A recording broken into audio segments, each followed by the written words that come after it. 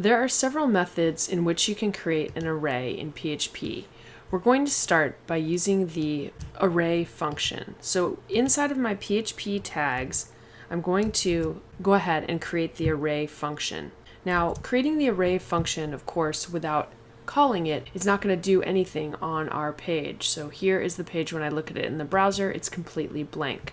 If we want to try to see what's in our array, you might think that you would use an echo function. So we've used the echo function with variables. So if I ask to echo out fruit and we look, you can see that I'm going to get an error message. The same thing would happen if I use print. Print and echo are more or less the same. They're both language constructs that display strings. In order to see information about our array, we're going to need to use a different construct. And we have two possible results. We can use var_dump, and then we're going to open parentheses and we're going to pass in the name of our array variable. If I do this and I save the page and we go back into the browser and refresh, you can now see that we're going to collect information about our array. var_dump is going to print out a detailed dump of a variable. It's going to include its type. It's an array with 3 items, and it's going to put the type of any sub-items, whether it's an array or an object. In addition to this, we could also use printr. Printr is going to give us similar types of result, but it does display the information in a more human-readable form. Strings are not going to be quoted, and the type of information is going to be omitted. It also is not going to show you the size of the array, but it will show you the index that's associated with each array item. Furthermore, we could use printr in conjunction with echo to print this out in an even more human-readable way. So I'm going to echo out a pre-tag, then we'll echo out the printr and pass in our array, and then I'm going to echo out my closing pre-tag. If we save the page and we refresh in the browser, you're going to see that the array is going to be displayed in this manner. This is just going to take the exact same information and format it in an even more usable way. With this being said, there are other ways in which we can create arrays. So instead of writing our fruit array like this, we could write it using the short array syntax. The short array syntax is going to require that we do not include the array function, but surround the information in the square braces instead of the parentheses. If I save my page and we refresh, the information is going to be displayed in the exact same way. Either method is a way that you can create an array. The short array syntax is probably more widely used, so you will see that more often. Furthermore, we can go ahead and specify our array by assigning the indexes, and we could do this using either method. I'm going to comment this out. We'll assign our fruit array, and this time I'm going to assign indexes to each of these. So instead of blueberries, which is currently being assigned an index of 0, we're going to change the index to 1. I can do that by using 1 equals and then printing the greater than symbol and passing on the value inside of quotes. I'll use a comma and then I'll specify the next index, which in this case is going to be 2 for papayas and then 3 for my strawberries. If we save now and we refresh the page, you'll see that the index numbers are going to update within the array. This can be useful because sometimes you'll want to assign a specific index when using an array. Now, if you do use an array in this way, it makes more sense to use some line breaks to make it a little bit easier to read. This is the common format in which you would see an array where indexes have been assigned. We can do the same sort of thing using our short array syntax. And if we were to do the same thing using the short array syntax, it's going to look something like this. Now, as you can see, the formatting is exactly the same. We're just replacing array and the parentheses with the square braces. And let's actually assign different indexes just so we can tell that this has been updated. The indexes don't even need to go in sequential order. You can see that now my array has been updated and the indexes that are displayed are assigned to those particular values. It also is possible to assign an index value that isn't a number. We could use strings instead. So if I wanted to assign a color to each of my fruit elements, I would simply go ahead and write something like this. If we save our page and we look at it in the browser, you're going to see that the indexes now become whatever the string value is that we assigned. So what we're going to do is we're going to create a new page that is going to track a special for each day of the week. In order to set up the script, we're going to use a page that looks similar to this. I'll create a new page, and inside of our PHP tags, we're going to go ahead and we're going to create our array. We'll call our array specials. We're going to make it equal to, and I'm going to use the method I just showed you using the short array syntax, and we're going to assign strings to the various values. Each key value pair is going to be separated by a comma. Note that the last key value does not have a comma. This is the proper short array syntax format for initializing, which means that we're creating and assigning a value to an array in PHP. We're using the strings as indices.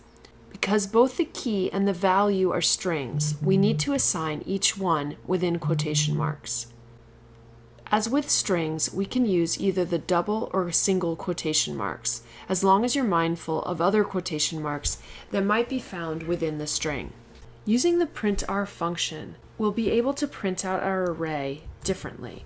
If we save and we refresh, you can see that the whole array is printed out, including the key value pairs. Because an array is structured differently than other variable types, a request to print out an array will always result in the word array.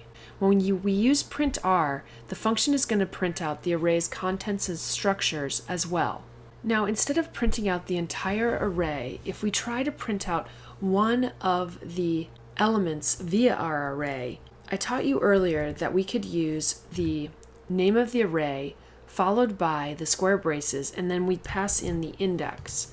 Because my array did not use the numeric indexes, we assigned string indexes. This is not going to work. If I wanted to get a specific array element, I would need to pass in the proper string name. And now when we refresh in the browser, you can see how sushi is being displayed.